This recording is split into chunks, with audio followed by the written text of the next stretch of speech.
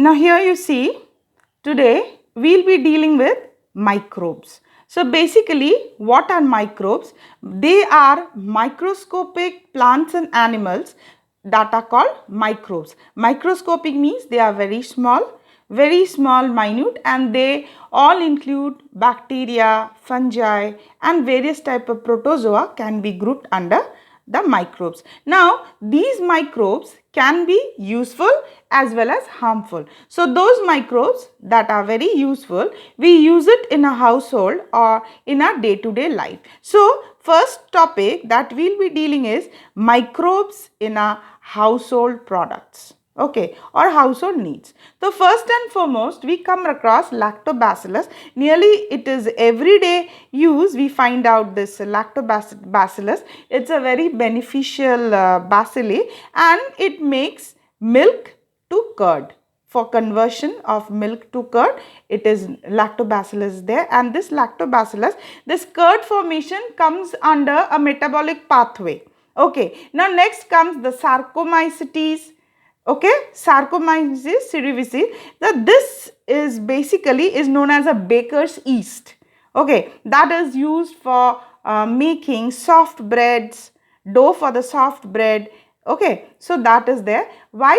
Because again here also the anaerobic respiration in these Saccharomyces fungi. Okay, so that produces carbon dioxide, and that carbon dioxide develops the dough to rise up. So it is a very common example. Again we have toddy. Toddy is a palm juice, fermented palm juice, and soya bean also, fermented soya bean, fishes, fish sauce. These are also day-to-day use, and that also use of the Saccharomyces. Now another, now if you see cheese. Now cheese, you know, it is the curd that is stored and it has to be aged, that is ripening, and we call it as a cheese formation. So basically the another one bacteria that is known as propionibacteria. Okay, propionibacteria. Okay, Shermani, and this is the thing. Now this is used for ripening of cheese, and what is the basic theory, you know, behind this? Actually it is the anaerobic respiration. Anaerobic respiration causes the production of carbon dioxide, and this carbon dioxide causes the dough to rise up, or that leads to the fermentation of the batter. Even the idli, the dosa batter, these are all used to it. Okay, now here if you see in your chapter, we are dealing with chapter 10, the microbes in human welfare. Okay, so basically microbes, what are microbes? We come to that they are present even at every site with no other life forms or possibly exist. That means they are everywhere, deep inside. Now some bacteria or microbes, they are even present inside the hot water geyser. They can stand up to the temperature of 100 degrees centigrade, deep in the soil or deep in the snow also. So microbes are very diverse. Protozoa, bacteria, fungi, and microscopic animal, the plant viruses and viroids, and even prions. Okay, now they are basically, they may be harmful also, as I told you. They may have proteinaceous infectious agent, and some of the microbes, I'll show you the figure. Now these microbes, some they form a cluster or a colony, and that can be visible with the naked eye.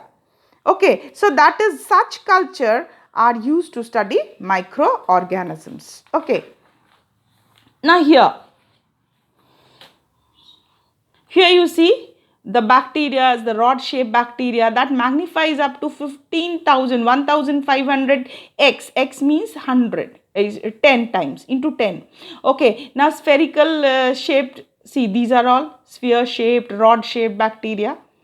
Okay, now rod-shaped bacterium, they are showing flagella upon magnifying of 50,000 x. Okay, now here you see this is the mosaic virus, the bacteriophages. That means virus attacking bacteria, bacteriophages. You see a bacteriophage. B is known as adenovirus, which causes respiratory infection. Then you have the rod-shaped tobacco mosaic viruses, TMV, that is magnified up to this. So basically these are the types of bacteria, and here you see these are colonies, bacteria colonies in your figure, and that means here it is blooming, it is a fungal colony. Now another thing, very common example is, see in this season, if you soak or moisten a piece of bread and just put it in an airtight container and keep it at a dark corner, the thing should be transparent, you can see. So those causes mold, mycorrhiza.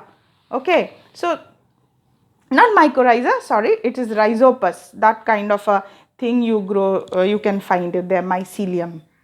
Okay, now here you see microbes for household products. Now household products, we have seen that you would be surprised to see, first I said, see, lactobacillus and other commonly used lactic acid bacteria, they grow on milk, what I said earlier. Okay, now they partially digest the protein and the small amount of curd added to that fresh milk or inoecium or the starter condition. Okay, millions of lactic acid bacillus, which at a suitable temperature multiply, and they convert the milk to curd, and which improves their nutrition quality. So this is a very beneficial role in checking diseases causing microbe. Then the dough, which is used for making foods such as dosa, idli, okay, they are fermented by the bacteria. They puffed up in the appearance of the dough, and due to the production of carbon dioxide, I said earlier. So you can again you see making similarly dough which is used for making bread is fermented using the baker's yeast. Here you see Saccharomyces cerevisiae, and a number of traditional drink, like I said, toddy, fermented toddy, it is made from a fermented palm juice. The microbes is also used to fermented fish, soya bean, the soya sauce you get, and certain bamboo shoots to make, say, northeastern states make use of it. Then cheese is one of the oldest food item which microbes were used, and the different varieties of cheese are known by their characteristic texture, flavor and taste. So the speciality, see, of the Swiss cheese, this is the most expensive cheese, and the production of a large amount of carbon dioxide. Now they use what you see, Propionibacterium charmiani. So this or Roquefort cheese, they are ripened. What is ripened? The process of aging. This is grown on a specific fungi on them, and which gives them a particular flavor. Okay.